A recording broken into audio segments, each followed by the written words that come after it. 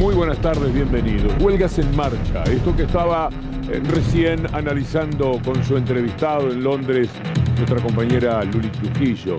El mundo es un verdadero desastre en este momento, pero como nunca se nota. Claro, tenemos la pandemia y esta podría haber sido una explicación.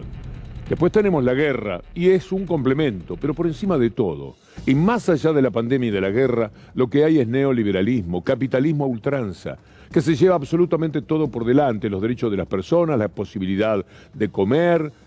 Es algo que está avasallando, es en el mundo entero, no solamente los problemas que tenemos en la Argentina de los que hablamos todos los días. Vamos a hacer esta presentación de lo que está pasando en Ecuador.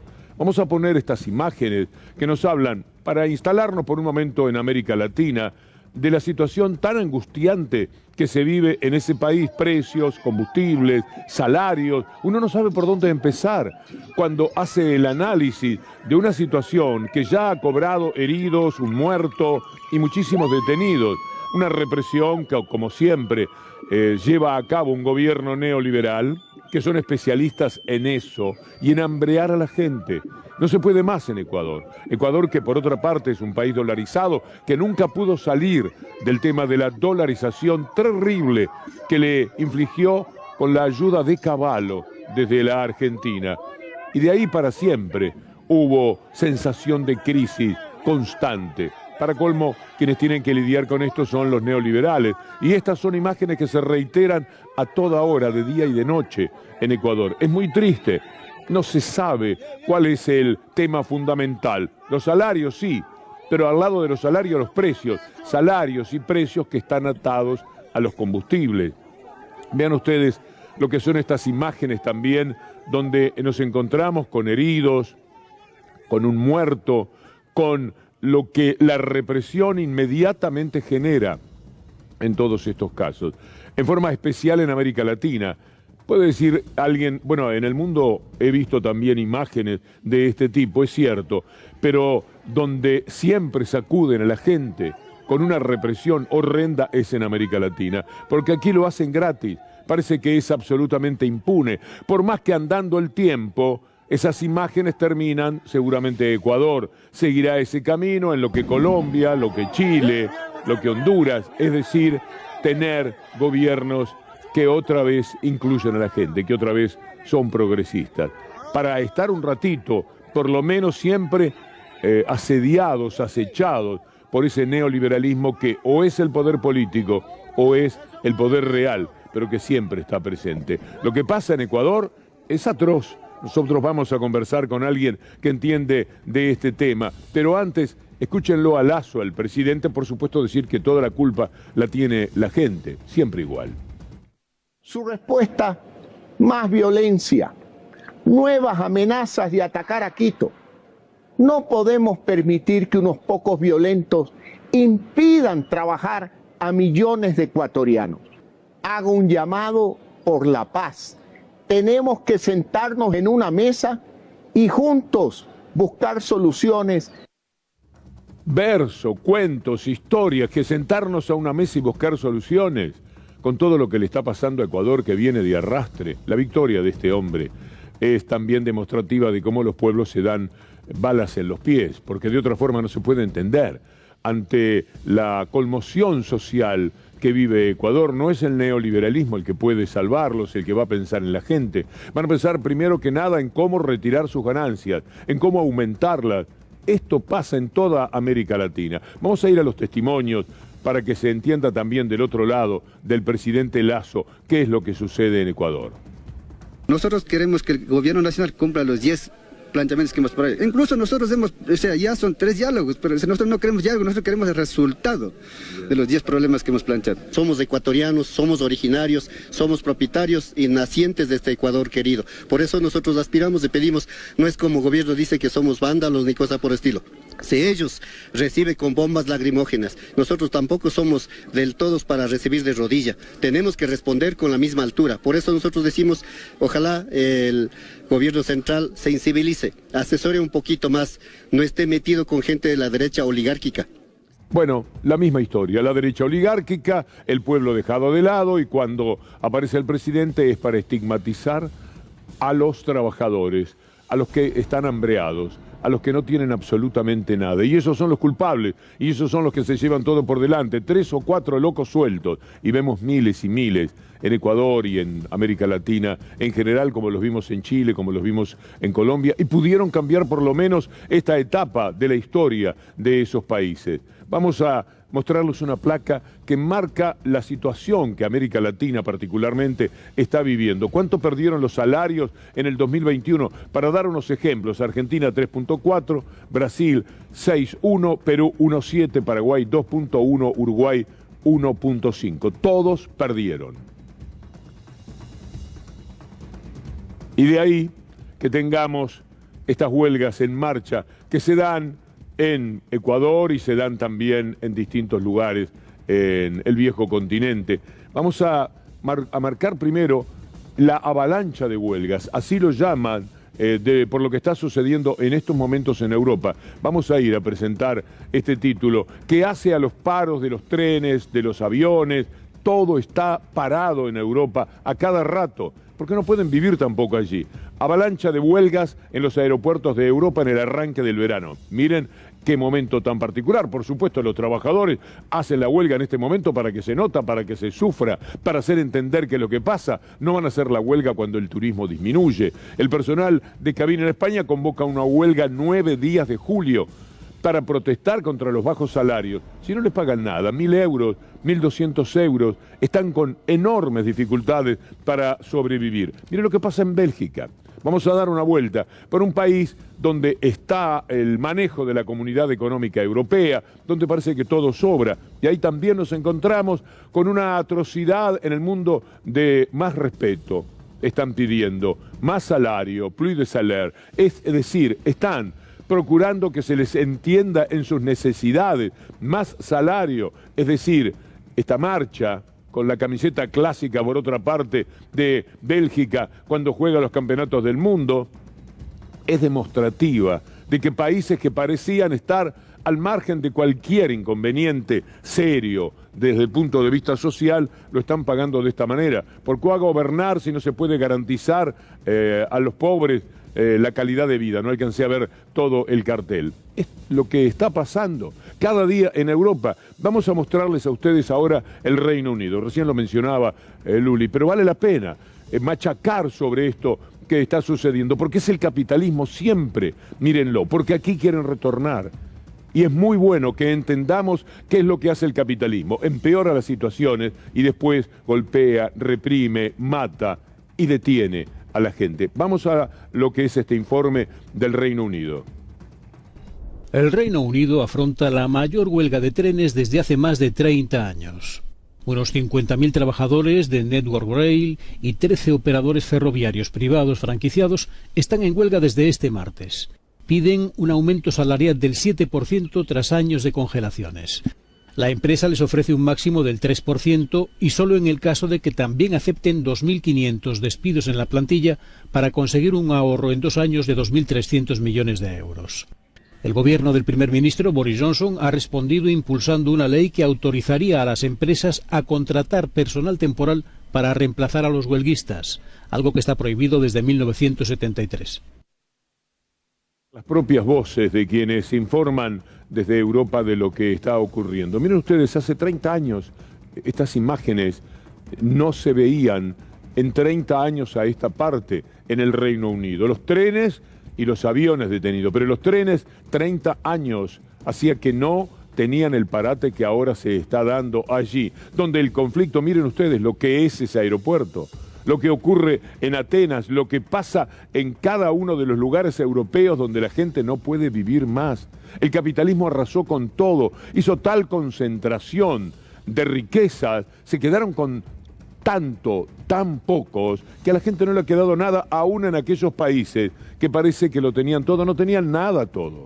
¿Qué lo van a tener? Si el salario no se alcanza ni para pagar el alquiler, si se tienen que ir de las ciudades, si no tienen cómo solucionar sus problemas de transporte, si el combustible además está aumentando el transporte. Mire la desolación de los aeropuertos y la confusión reinante permanentemente.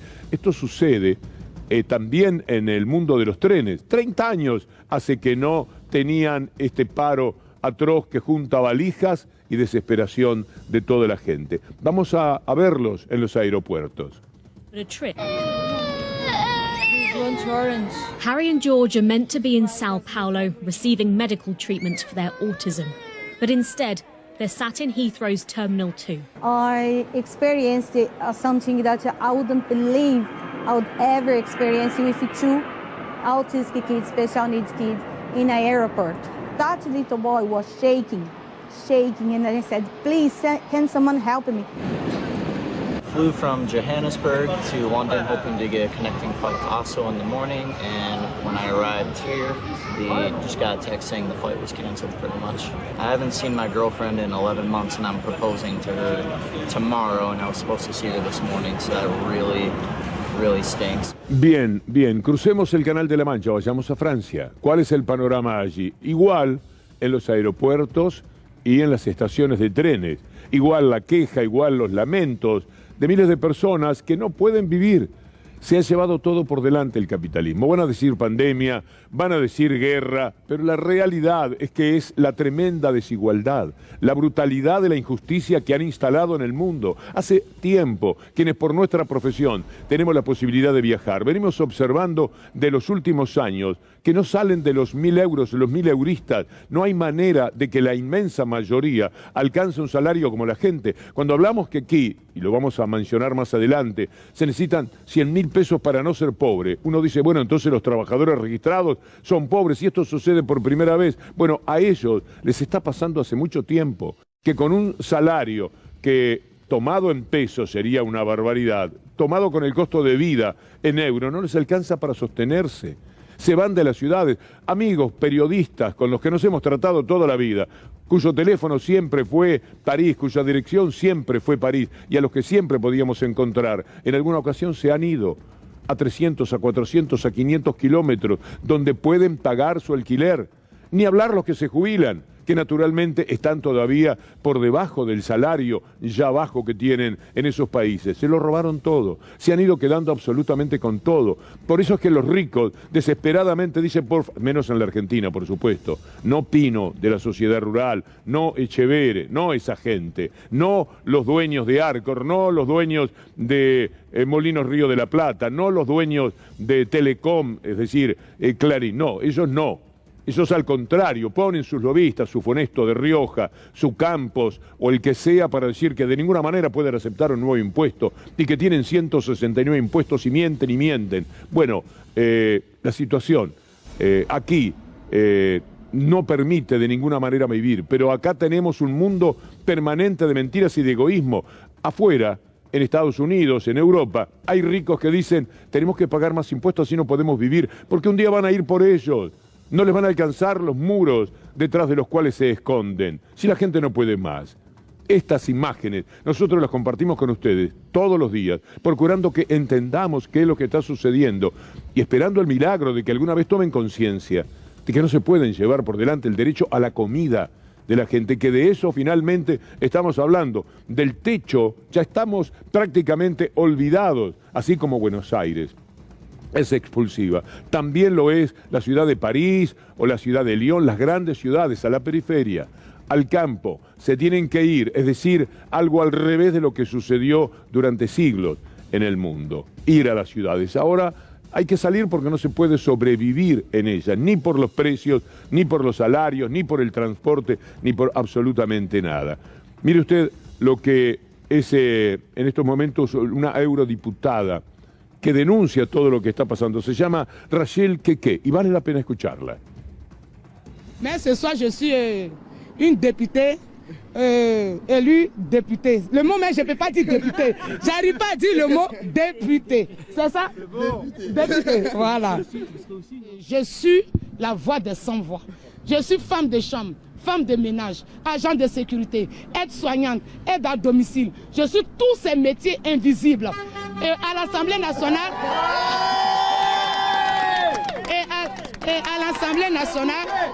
ces métiers seront visibles. ¿Cómo será la mano que le tienen rodeada la manzana a Apple? Mire usted cómo se están sindicalizando. Igual lo que pasó con Amazon, etcétera. Es decir, los trabajadores tratan de buscar mecanismos en los cuales puedan disputar un poco mejor la renta con la que siempre se quedan los más poderosos, como sucede en la Argentina. Ayer Cristina Fernández de Kirchner dijo cifras que estremecen, del 52% casi que le correspondía a los trabajadores en la Argentina, se ha pasado al 42, al 41 y podría decirse ya que al 40, y cuando termine el año vamos a ver, porque ahora se recoge la crisis que dejó el neoliberalismo, si se puede repuntar un poco en ese tipo de valores, porque se lo quedan todo. Es impactante lo que sucede. Mire esta sindicalización de Apple, vale la pena porque marca cómo es el estado del trabajo en la actualidad. Un grupo de trabajadores acuerda crear el primer sindicato en Apple, en Estados Unidos. Ha sucedido en una tienda de la compañía tecnológica de las afueras de la localidad de Baltimore, tras ganar una votación por 65 votos a favor y 33 en contra. Se unirán a la Asociación Internacional de Maquinistas y Trabajadores Aeroespaciales, o IAM por sus siglas en inglés. La empresa dirigida por Tim Cook, poco partidaria de estas prácticas, ha preferido no comentar la noticia. La IAM cuenta con casi 650.000 trabajadores, sobre todo de Estados Unidos y Canadá. Abarca múltiples sectores, entre ellos el aeroespacial, de defensa, aerolíneas, ferrocarriles, sanidad y automoción. El sindicalismo está ganando adeptos en Estados Unidos tras varios decenios de declive. Huelgas en marcha. Vamos a volver a Ecuador, pero estaba pensando en quienes dicen que la gente se va de los países de América Latina porque es el sonsonete de la derecha permanentemente. Se van. Mentira, ya sabemos que es mentira, pero ¿a dónde podrían ir?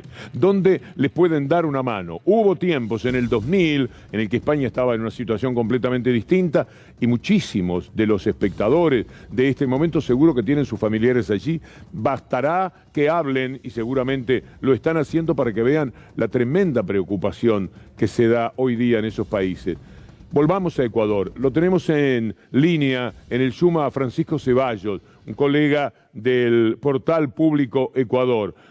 ¿Cuáles son las últimas novedades, Francisco, por favor? ¿Qué es lo que se puede contar de lo que está pasando en Ecuador, que visto desde aquí provoca mucha angustia?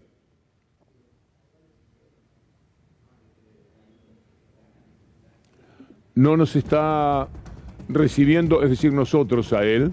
Está dándonos la respuesta. A ver, sí, ahora sí. Adelante.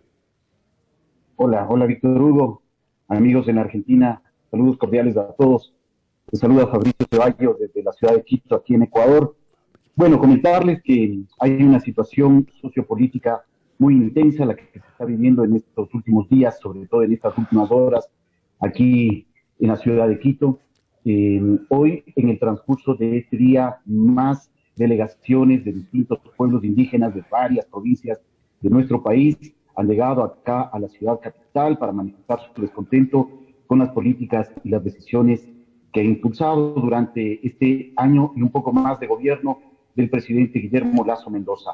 Este día 21, este martes 21 de junio, Ecuador amaneció, porque muy temprano, a las 7 de la mañana, amanecimos con una rueda de prensa que ofreció el ministro de Defensa, Luis Lara, quien estuvo acompañado por la alta cúpula de las Fuerzas Armadas. Me refiero al jefe del Comando Conjunto, al jefe de la Fuerza Aérea Ecuatoriana, al comandante también de la Fuerza Naval y al comandante del Ejército Ecuatoriano, para manifestar una idea con la que arrancó su declaración a los medios de comunicación. No fue una rueda de prensa, fue una declaración a los medios de comunicación, y arrancó diciendo que la democracia en Ecuador está en serio riesgo. ¿Y por qué? Porque, según el ministro de Defensa del gobierno, Guillermo Lasso, existe una manipulación de la protesta social e incluso en el transcurso de su declaración a los medios, que duró aproximadamente 4 minutos, el ministro de la Defensa de Ecuador aseguró que las Fuerzas Armadas no permitirán que se intente romper el orden constitucional o cualquier acción contra la democracia. Incluso dijo que las acciones que actualmente se están registrando en varias provincias del país y sobre todo en la ciudad de Quito, acá en el centro norte del territorio ecuatoriano, coincidirían con ataques criminales por parte de los narcotraficantes. Eso es lo que dijo hoy muy temprano el ministro de Defensa, y sin duda eso también generó una reacción por parte de las distintas organizaciones sociales, sindicales, obreras, de trabajadores y también indígenas, que ya a esta hora se han llevado a cabo y se han producido en el transcurso de estos últimos días y que se han intensificado en estas últimas horas acá en Ecuador. Creo que es importante señalar, Víctor Hugo y amigos en la Argentina, en la ciudad de Buenos Aires, es necesario recordar que aquí hay un descontento social de varios sectores, sobre todo los más deprimidos de la sociedad ecuatoriana, que han visto el encarecimiento de la calidad de vida en Ecuador, el incremento de los precios de los combustibles en meses anteriores, sin duda incidió en los precios de varios productos de primera necesidad. A ello se suma la poca o casi nula inversión en el ámbito social por parte del actual gobierno. La red estatal de vías está en un completo abandono. Los hospitales de Ecuador se encuentran prácticamente desabastecidos, sin insumos ni medicamentos. Las escuelas y colegios, las unidades educativas, registran algunos inconvenientes en cuanto a su infraestructura y de forma general la calidad de vida ha registrado una precarización que ha afectado no solamente a la clase media, sino también a la clase más deprimida de Ecuador. Todo esto, sin duda, ha generado un descontento generalizado por amplios sectores de la sociedad que hoy están manifestando su desacuerdo con estas políticas, sobre todo en orden social económico, que se han adoptado desde el gobierno del presidente Guillermo Lasso. Aunque también es importante señalar que existe otro segmento que está apoyando las acciones y de una u otra forma también manifiesta su respaldo a las decisiones que ha adoptado el presidente Lasso durante este año y un poco más que lleva de gobierno aquí en el Ecuador, Víctor Hugo. Fabricio, muchas gracias. Lo que está diciéndonos nuestro colega es algo que seguramente argumentará a alguno de estos países. Están diciendo narcotráfico, están echándole la culpa a la gente, a los trabajadores, y en realidad lo que están amenazando es con un golpe de Estado. Es probable, el ministro de Defensa, un general, aparece gente sospechable, por lo menos, de lo que pueden llegar a hacer en medio de esta crisis que vive Ecuador. Pero hablemos también de los precios que sacuden al mundo.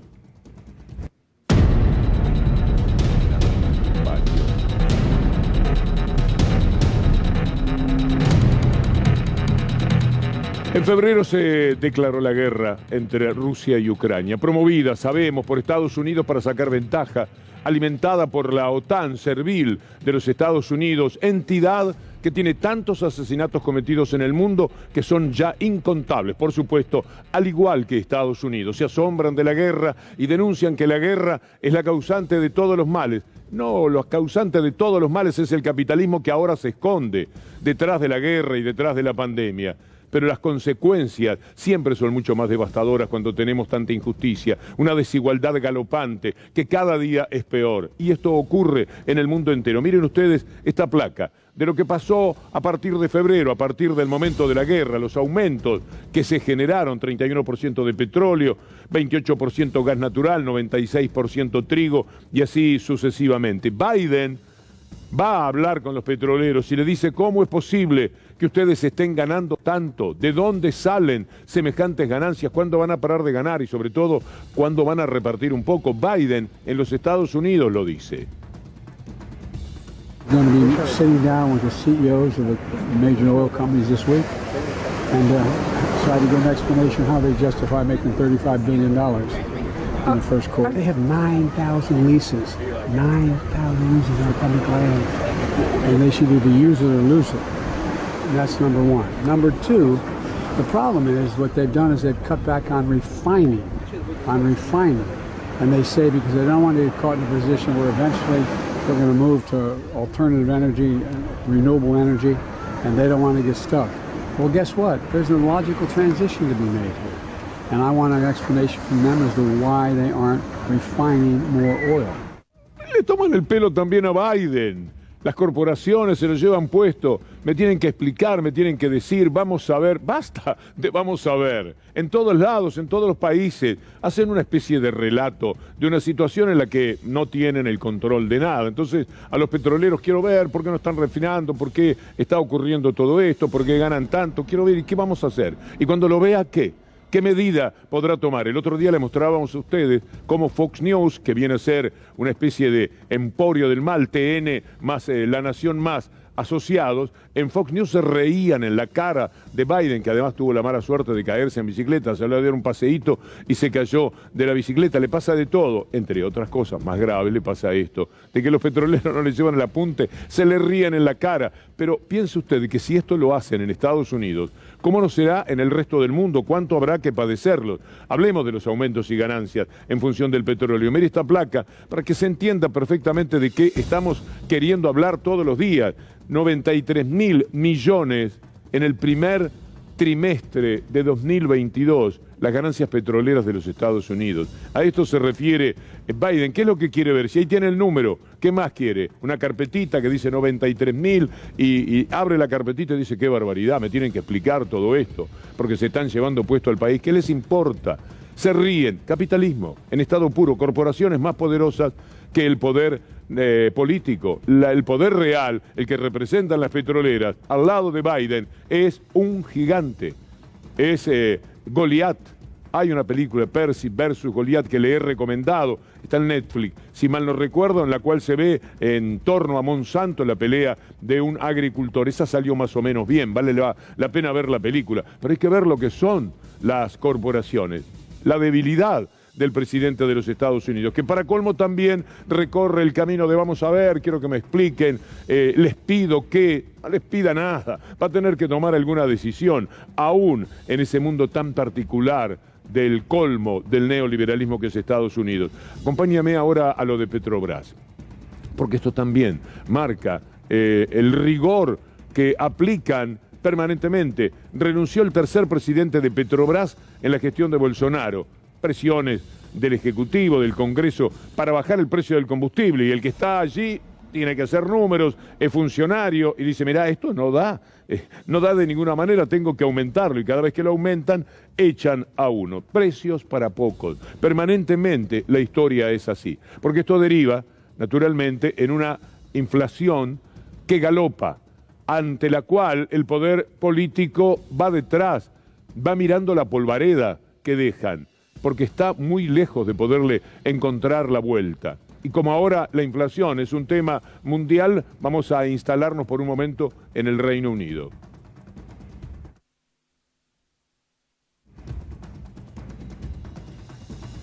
Y ahí lo que vemos, la inflación mundial y la rebelión de los trabajadores, porque además de lo que les estábamos marcando, de los salarios, totalmente insuficientes, por supuesto, son insuficientes en la medida en que la inflación les está comiendo ese salario como nunca les había sucedido. Ellos no están acostumbrados a tener 8, 9 o 10% de inflación en un año. Acá la jugamos de taquito con 8, 9 o 10. Ojalá viniera 8, 9, 10% en un año. ¿Sabe cómo jugaríamos con esa cifra? Pero ellos no están entrenados. Hace 30 o 40 años que no tienen semejantes niveles de inflación. Y entonces lo padecen y salen. Ahí los tiene todo el tiempo en la calle. Como decía el entrevistado de Luli, martes, jueves y sábado hay paro, pero después, miércoles y viernes, también, digamos que hacen huelga sándwich y nada se mueve.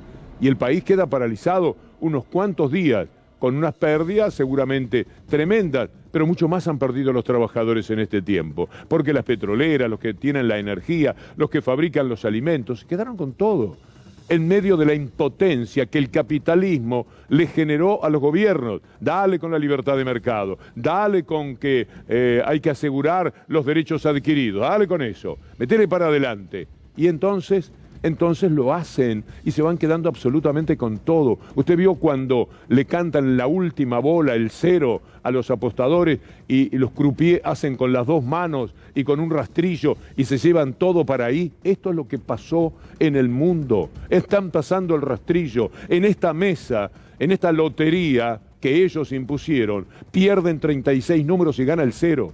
Todo el tiempo es así.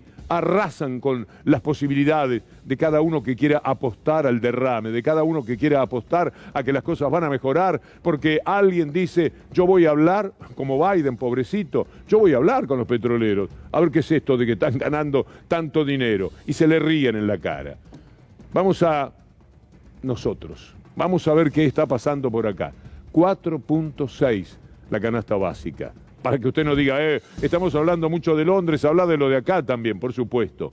Pero lo de acá es más sabido, está todo el día la información dando vueltas. 99.000 pesos necesita una familia para no ser pobre. Digamos 100.000, porque el número complementario se acerca más a 100.000 que a 99.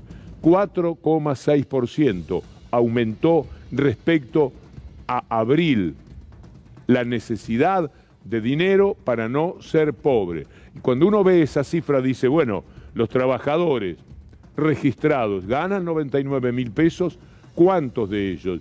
Y entonces está la sospecha de que el 80% está por debajo de esa. Quiere decir que la pobreza, en la forma en que se calcula la pobreza, con la que nunca estaré de acuerdo, pero lo único que hay son los registros por los cuales nos manejamos siempre, van a ser tremendos. Nada más hay que esperar para que los números provoquen una enorme desazón. Miren lo que pasa con la carne. Bandidos, sinvergüenzas, se quedan absolutamente con todo, la carne para afuera, aquí nada. Nunca en 100 años se comió menos carne per cápita. Nunca en la Argentina pasó esto. El consumo de carne cayó a su peor nivel en 100 años. La caída del consumo va en paralelo con la baja del PBI per cápita, es decir, somos más pobres cada uno de nosotros, somos menos del pedacito de PBI que nos corresponde y no comemos carne, no compramos pan y ya ve usted lo que debe ser el tomate y la lechuga y todo lo demás. Consumo de carne en 100 años no estuvo tan bajo. Mire que ha habido crisis finalmente en la Argentina y esta pandemia, consecuencia de la guerra, capitalismo salvaje como el que hizo el animal que estuvo gobernando el país a nombre de las corporaciones y por supuesto lo estamos pagando muy pero muy caro. Un carnicero nos explica un poco cómo es el rebusque de la gente, porque ahora hay que apelar a un poco de ingenio para ver qué carne nos podemos llevar a nuestra casa. Entonces hay que saber mirar, hay que saber comprar como nunca, hay que volverse un especialista, hay que tomar clase. Un día de esto uno va a llegar a la carnicería y va a haber alguien que está dando un manual, explicaciones. Mire, busque por acá, busque esto, mezcle tal porción de carne con tal otra y no es posible.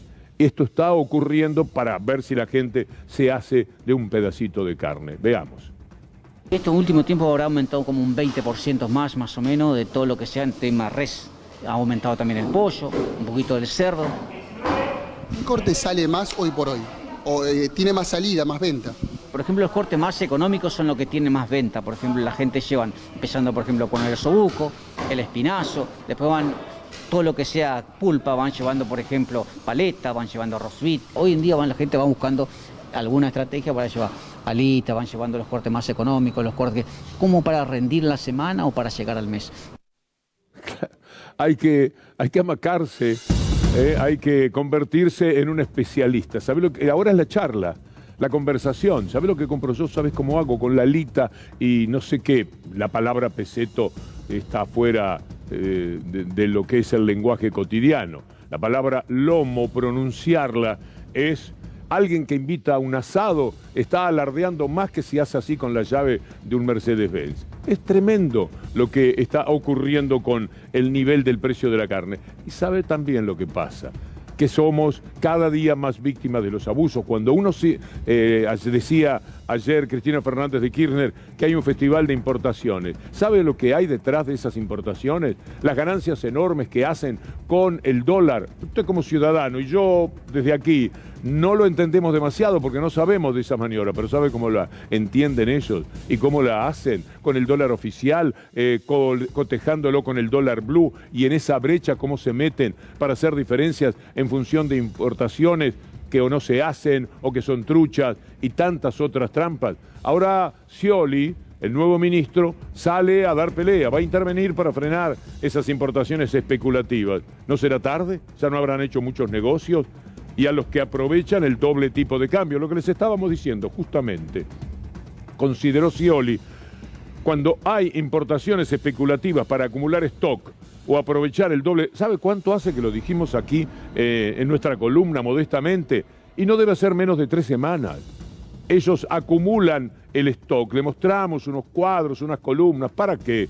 Nadie parece llevarle demasiado el apunte desde los lugares donde pueden solucionar esto, donde tienen que tener el control. Ojalá que a Scioli le vaya bien, pero sabe, va con todo entusiasmo y después empiezan con sus llantos, con sus mentiras y con sus presiones.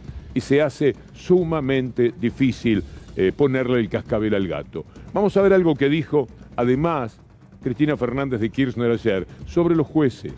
La misión, entre comillas, escandalosa de buena parte de la justicia en la República Argentina. Esa que empieza descabelladamente con los grandes serviles de la Corte Suprema de Justicia, pero que luego se derrama, ahí sí que hay derrame, en cada uno de esos jueces que dan la cautelar que necesita, cautelares a pedido, lo que usted nunca va a tener.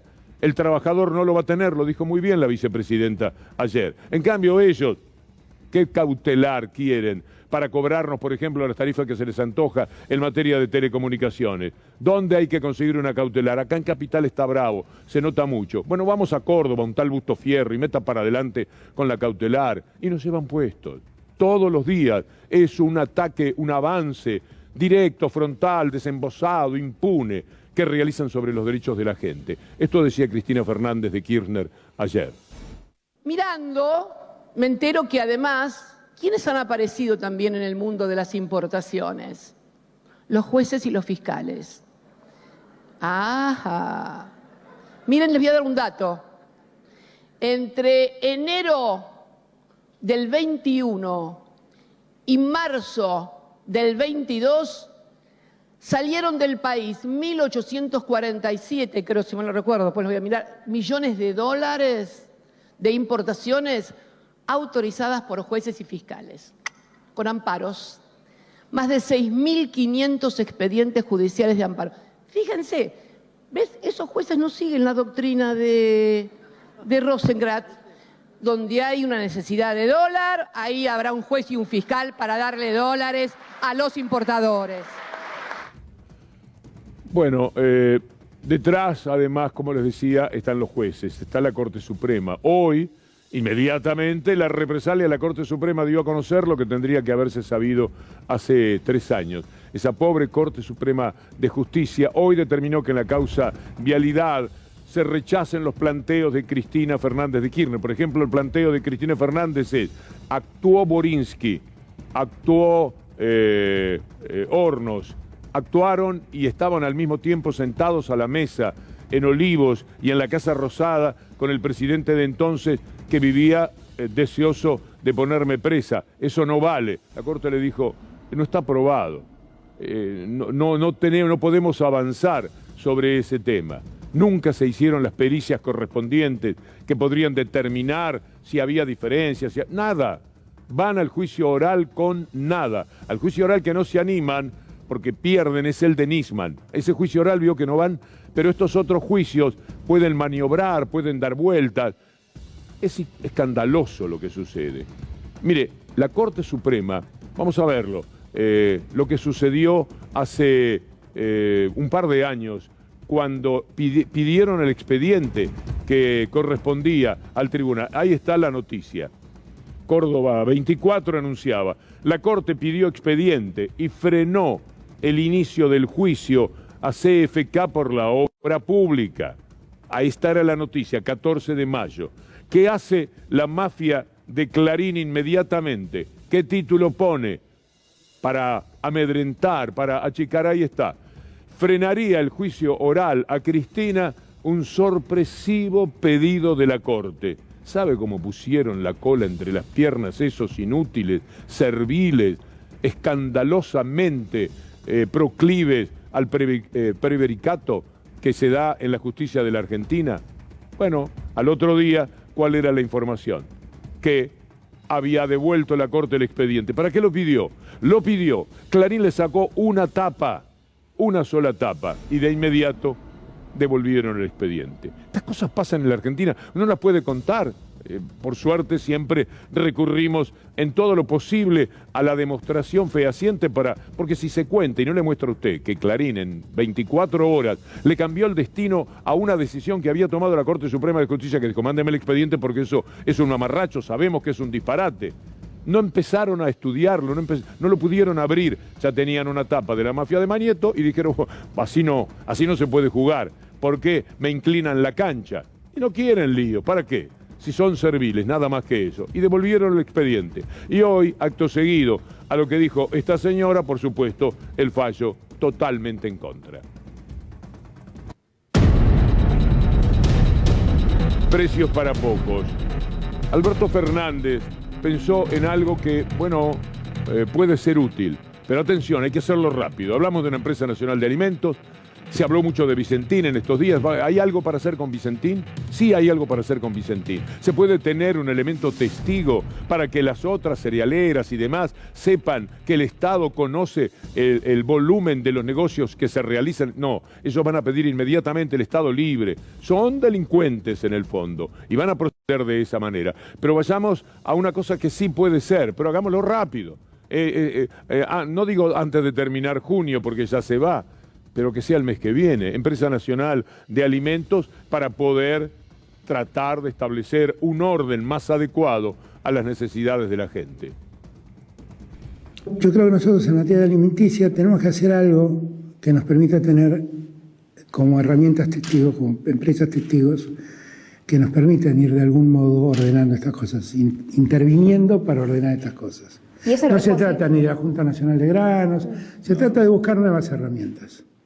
En su momento, cuando fue de Vicentín, lo intenté. El escenario que planteaba Vicentín en ese momento, me dijo, lo descarto, porque en este escenario yo le hago un favor a los acreedores, no le hago un favor a la Argentina. Vemos el pino, veamos también el bosque, de dificultades para lidiar con esta gente, que se ha sacado la careta desde Ku Klux Klan para abajo. Una de las cosas de la derecha del mundo es que ahora están de frente mar, dan la cara. Esto marca hasta qué grado han aumentado su poder, hasta dónde llegó la impunidad absoluta y total. Vamos a escuchar inmediatamente, dicho esto por el presidente, señalado lo de Vicentín, esos delincuentes que se animaron a responderle a Alberto Fernández, que había dicho, ahora hay una oportunidad ahí con Vicentín, y estos delincuentes que en la cara de todo el mundo pidieron más de 20.000 millones de pesos que les dio el inútil de González Fraga, de la mano del cómplice Mauricio Macri, y que nunca devolvieron ni van a devolver semejante cantidad de dinero, y que estafaron a todos los otros acreedores, se permiten además responderle al presidente de la República cuando dice de Vicentín cuál tendría que haber sido de hace tiempo ya el destino de Vicentín. En su momento no se animaron, bueno, ojalá que ahora sí se animen, alguna vez tiene que ser. Alguna vez va a haber que animarse a todo. Mientras tanto, el pino. Y ahora el proyecto del gobierno de convertir a Vicentín en una empresa testigo del mercado granario. ¿Qué me dice? Es otro disparate. Eso ya está archiconocido, que esos intervencionismos no sirven para nada, y los mercados los reflejan. Cuanto más intervención hay, menos regulación de precio hay, es así. Por eso, en vez de estar pensando en crear estas mega empresas que van a hacer el no sé qué, a ver, señores, dejen que los mercados trabajen tranquilos y libremente. Dejen que los mercados trabajen tranquilos y libremente. No hay mejor mercado que la oferta y la demanda. Alegremente, no, si el mundo lo está mostrando, no hay mejor mercado que la oferta y la demanda. Echeverre, que robó a su hermana, que roba a la sociedad rural, ¿se acuerda cuando tuvo que devolver 500.000 pesos? Que ayudó a un robo desconsiderado con el país. Había una medida que se iba a adoptar por la cual no se iba a poder negociar hacia el exterior las exportaciones, y él autorizó todas las exportaciones posibles para ganarle de mano a la decisión que él sabía como ministro, insólito ministro de la República, lo que iba a suceder, y entonces le dijo a todos los amigotes, que son cientos, miles quizás, y se hizo con eso la plataforma necesaria como para mantener su lugar pese al descrédito que merece un hombre, bueno, que robó a una parte de su familia. Hemos seguido bastante la actividad de Echeverre. Presentado el personaje, vamos a ver qué dice de los temas Vicentín, de las exportaciones, etcétera. El gobierno nunca estuvo cómodo con herramientas capitalistas, el campo es netamente capitalista, necesita que haya libre mercado porque se forman los precios a partir de oferta y demanda. La solución sería que venga una empresa no estatal, el mercado ya está intervenido y ya no se puede intervenir más. El razonamiento del presidente, a mi entender, es falso, porque más no se puede todavía intervenir. Mismo considerado, respetado, de lo más importante que hay en el orden internacional, dice que está bien tratar de mediar en el mercado de los alimentos, que esto es lo que tienen que hacer los gobiernos. Escuchémoslo. Recomendamos hacer a nivel de los países. En primer lugar, tenemos que mantener vivos y fortalecer los sistemas de protección social. Tenemos que mantener vivos y fortalecer los sistemas de protección social. Durante la pandemia, muchos países reforzaron sus sistemas de protección social, ¿no es cierto? Transferencias de efectivo, asistencia alimentaria sobre todo para niños y para mujeres embarazadas y otras poblaciones vulnerables. Eso es clave porque lamentablemente, José Antonio, en los próximos meses esto no va a mejorar, no, va a ser un problema que va a durar todavía un buen tiempo. Nadie como la Argentina hizo lo que el representante de la FAO está señalando. Eso de cuidar con determinado tipo de planes la posibilidad de que la gente continuara comiendo, por ejemplo. De paso, mantener las empresas que no se cayeron a pedazos y que ahora son parte del resurgimiento del empleo, con todo lo que se pueda criticar y señalar cuál es la calidad del empleo, cómo se determina quién trabaja y quién no trabaja. Siempre se hizo de esa manera, como dice Miguel Ángel Fernández Pastor, no es lo ideal lo que está pasando, pero como esta siempre fue la medida de las cosas, hay que tomarlo de esa manera, con el beneficio que esto pueda tener para la gente. Pero de todas maneras, lo que ocurre en la Argentina, en ese plano, ha sido saludable. Los planes sociales aumentaron también en función de esa necesidad que la pandemia decretó. Mire usted lo que mientras tanto es capaz de decir la oposición sobre los planes sociales y después, mientras los escucha, sepa que vamos a demostrarle a usted que los planes sociales eran hasta 2015 un número y después, cuando terminó el gobierno neoliberal, era el triple. Después vino la pandemia y el aumento de los planes sociales y habrá que revisar ese número, tenerlo en cuenta de una manera que no se convierta en un drama para los propios trabajadores. Pero mire usted primero lo que dice la oposición. En 6 meses reduciría los planes sociales. Totalmente. O los sacaría. Hay que sacar los planes sociales. Hay que sacar los planes sociales. Hay que ir a un seguro de desempleo. ¿Cómo hace? No. Hay que ir a un seguro de desempleo. Yo creo que hay una demanda en la Argentina, hay como un alarido de los sectores más humildes y pobres que están reclamando un cambio de expectativas, un cambio de visión, de que el mundo no puede ser únicamente un plan. Que el mundo no puede ser únicamente un plan. Que tiene que haber una perspectiva de búsqueda de opciones laborales y para eso hay que hacer un cambio estructural en el país. Hay que terminar con los planes sociales. Para ello hay medidas de largo plazo y de corto plazo. Sí, con las de largo plazo tienen la ventaja de morirse más rápido muchas personas. Son unos sinvergüenzas. Mire ese número del 2015. Esa es la cantidad de planes sociales cuando Cristina Fernández de Kirchner terminó su mandato, 254.000. Mire lo que pasó en el 2019, 641.000, 642.000 planes sociales. El neoliberalismo que dice hay que terminar con los planes sociales, esto no puede ser así, de ninguna manera lo podemos tolerar, cualquier basura, porque lo que dicen permanentemente son palabras dignas de basurero. No tienen vergüenza, no tienen decoro. Ahí están los números, no saben verlos. Y despotrican contra los planes sociales, que aumentaron, en este momento son 1.223.000. La pandemia es una parte de la explicación. Habrá que revisar porque el número parece también altísimo aún a la salida de la pandemia. Pero lo que quería era fundamentalmente comparar 2015 con 2019. A ver si nos mienten tanto. Permítanos hacer una pausa, tenemos mucho más para compartir con ustedes. Le vamos a dar una alegría, usted se lo merece. Después de todo lo que le hemos hablado del mundo, nos vamos a despedir antes de Gustavo Silvestre, que ya está. Ya lo vi a Gustavo preparando su minuto 1, nuestro buque insignia en la programación periodística de C5N. Charlé con todos los muchachos acá, Javier Cantero, que ahora dejó el lugar a Chuzo González, a Javier González, en la conducción, en el manejo de los controles, Julián Jerez, Milton Basqueto en el grafio, en sonido, Pato del Vecchio aquí atrás. Digo, ¿qué hacemos? ¿Vamos con toda la información de una hoja que me queda o con el gol de Diego de hace 28 años? Y la votación fue 7-0. Todos, con Ana Genia Sánchez, con Fede Ferro, con Julián Capazo, dijeron el gol. Hoy se cumplen 28 años del último gol del más grande con la camiseta argentina. Empezaba también una frustración porque ese equipo iba otra vez para el Campeonato del Mundo con ese Diego extraordinario que verán ustedes, el gol que convierte. Seguramente lo recuerdan, lo deben haber visto muchas veces, pero siempre es grato por Diego, por el fútbol argentino, ahora que han renacido las esperanzas de ganar otro campeonato del mundo, el que se va a disputar en Qatar. Por todo esto, la despedida la vamos a hacer con ese último gol de Diego Armando Maradona.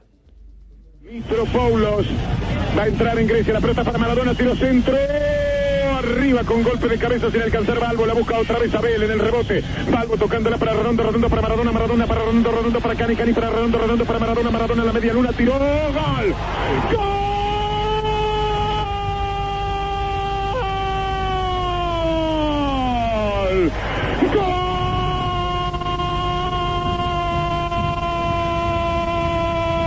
Argentino, Maradona, Diego Armando Maradona, un maravilloso remate al ángulo superior derecho como fin de una jugada fantástica del equipo argentino, una sucesión de toques, no se sabía dónde estaba la pelota, parecía en un flipper, pero toda la maquinita parecía azul. Un momento inolvidable, por Diego y por ustedes también. Mejor terminar de esta manera porque nos permite una sonrisa después de todo lo que le estuvimos mostrando del mundo, casi impiadosamente. Ahora volvemos al periodismo de Gustavo Silvestre, que reaparece esta noche después de la ausencia de ayer. Yo les digo muchas gracias y los invito para mañana después de Luli Trujillo. Será un placer.